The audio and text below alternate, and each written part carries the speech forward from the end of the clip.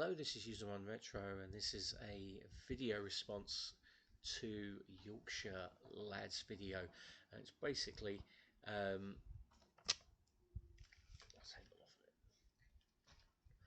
And he basically asked the question: is retro gaming expensive today? Is it too much? Like the price, isn't that? I think it is. I really do think it is. I mean, I know loads of people turn around and say, yeah, but you're just saying this because you want games to be so dirt cheap so you can go and pick them up and that. Yeah, I would like games to be dirt cheap so I can go and pick them up. I haven't got as much disposable income as many people. You know, I don't have a shed load of cash, a shed load of spare cash whatsoever. You know, that's why I've hardly done any pickup videos recently. I've done 2 recently, and that's it. And they've all been videos that are stuff for cheap. But when you've got, and I've said this many a time before, the reason why, in my view, that retro games are more expensive now is because in the mid-2000s you had newspapers, magazines, running articles like, if you've got this in your attic, it could be worth hundreds or thousands. So people are all of a sudden seeing these articles, of which there could be Sega Mega Drive in there, a Game Boy, an Atari 2600, even a Commodore Amiga, or even just one of those, say the Atari 2600, and they'll say, oh, it's worth £100 now. Well, hang on a minute. Back in the early 2000s, you could pick them up for a tenner with a shitload of games. And now you're saying all of a sudden that a console on its own is worth 75 quid. Hang on. No. No. That to me is sensationalist journalism. Extreme sensationalist journalism. Let's try and... There we go, that's better. And it makes me wonder if people who wrote those articles back then were literally, I don't know. I don't know. I don't know. I don't know why they would write stuff like that to basically make a Game Boy that back then was worth 10-15 quid, fully boxed, to all of a sudden recently over 100. Well, there was one that I saw was 150 quid in the box. Why? Why? I don't get it. I really do not get it whatsoever. You know, games that had very low print runs like Panzer Dragoon Saga, that's near enough £1,000, £1,000. Yeah, I would love to get hold of that game and play it, but the only way I'll be able to is a reproduction. There's no way that I'm prepared to spend 1,200 quid on 4 discs that could potentially rot in the next few years. No way that I would do it. If that's the case, I'll pay a tenner and get a reproduction, or however much they cost, you know.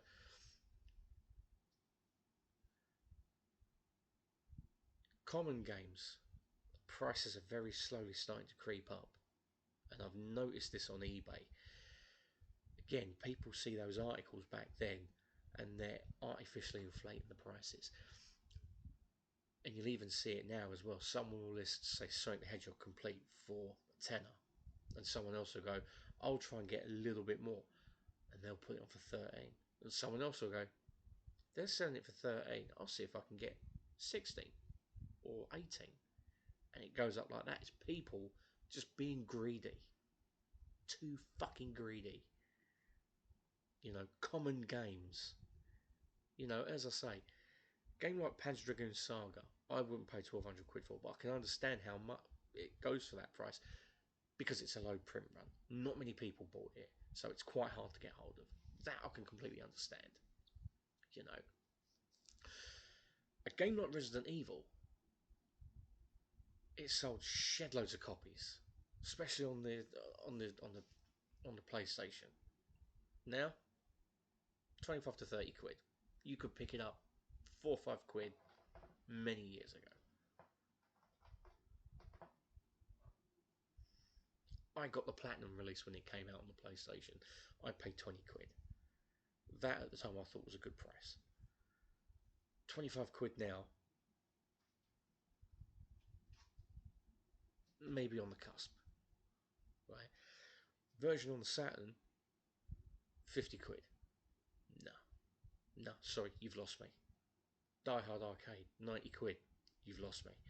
Saturn games probably go for a little bit more because not many people bought it. Maybe, I don't know.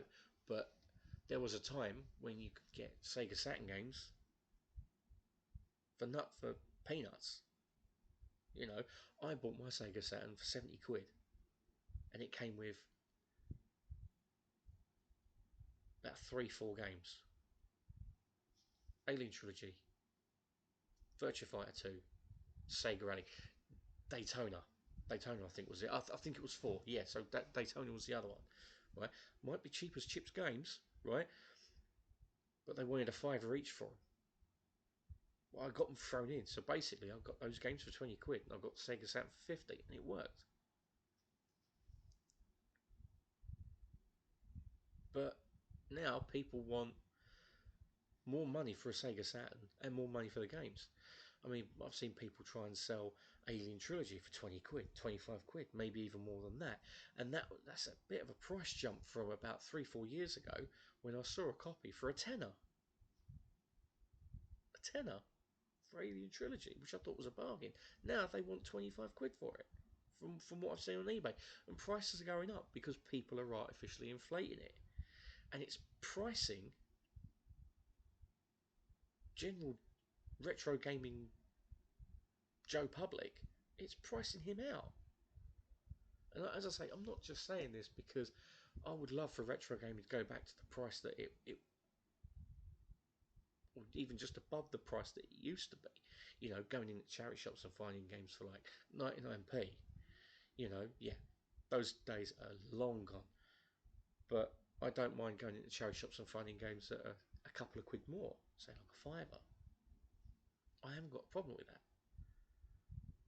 But when you've got people artificially inflating prices, that's what doesn't make it fun.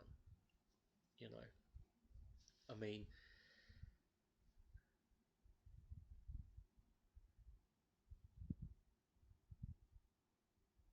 it's also as well you see it on Facebook pages and Facebook Marketplace as well. You know, they some people take eBay prices as gospel, and they'll go on Facebook, and if they've got say a Sega Dreamcast, they'll say, well, let's just say I don't know, one sold for 100 quid, so I'm going to sell mine for 110 with free postage. Is there any games with it? 2.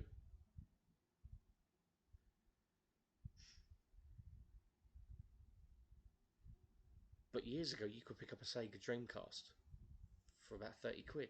Even on boot sales, you could pick them up 30, cheap as chips on boot sales. But even now, people at boot sale, they know how much retro games are going for. The days of getting cheap retro games on boot sales are long gone.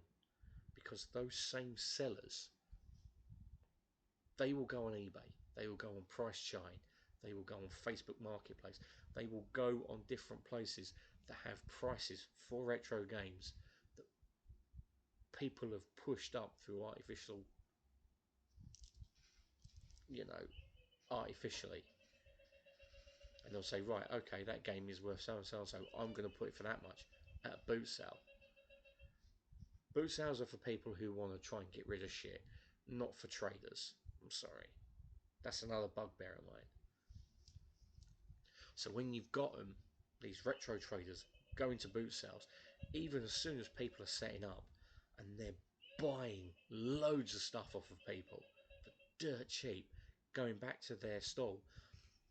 And if they bought like a big carry bag full of, let's just say, Mega Drive games for like 30 quid, they'll take one of those games, and if it's worth a fiver, they'll put another 15 quid on top. And it's just fucking greed. And I hate it. I hate greed. And it's pricing people out of the retro market. I buy retro games to play and to collect. I buy them because I want to play them. Not to just have them just sitting on my shelf and doing absolutely nothing. I like to play my games. Always have done, always will do. But it's getting to the point where I'm taking a step back and going, that's a bit too much for me. That shouldn't be that price.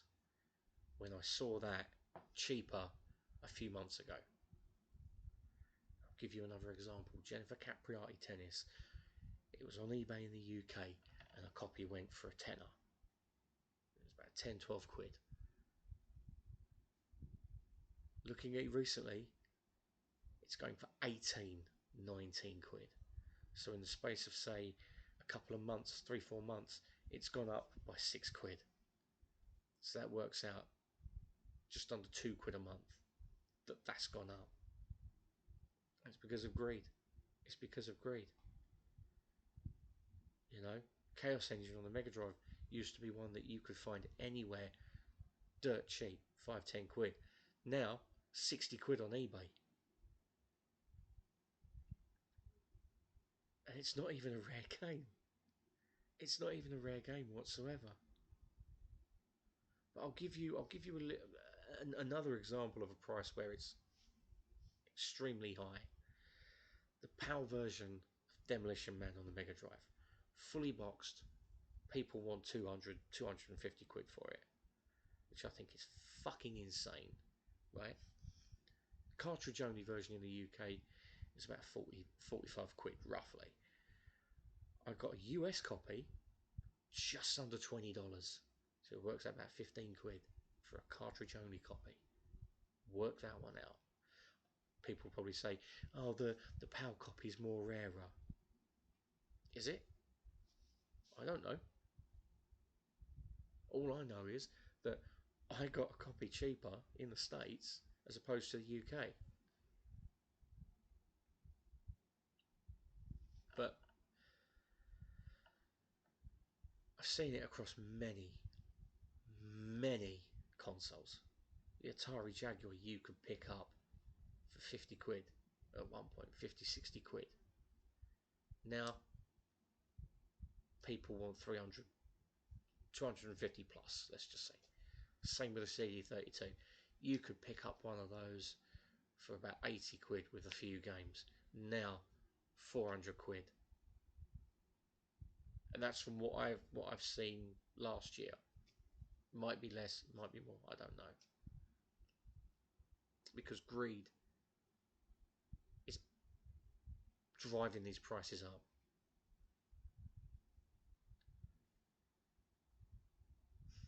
I mean, even CEX are getting in on the act now. Whereas it used to be unboxed, boxed and mint, it's now unboxed, boxed without manual, boxed with manual. And even they're pushing the prices up as well. There's got to be a time when it gets to a point where people just turn around and say, I'm not paying it. I'm not paying that. I mean, there's games I do want to get. I want to get Castlevania again on the PlayStation. I sold my copy and I wish I never. I refuse to pay the price that people are asking. I refuse. So it means that I'll go for the Sega Saturn version, which has had a fan patch on it, put onto it, and it's translated in English. I'll go that route instead. It just means I won't play the PlayStation version again. Simple.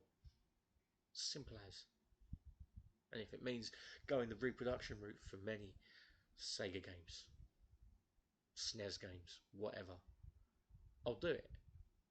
I would rather do that and pay a tenner for a reproduced boxed copy than 60 quid, let's just say 60, 70 quid, maybe even more than that, for a copy in a box without a manual, let's just say. That's just me. That's just me. But yeah, this is a video response to Yorkshire Lad, Wayne. A response to his video, is retro gaming too expensive? And this is what I think. I'll see you all soon. Goodbye for now.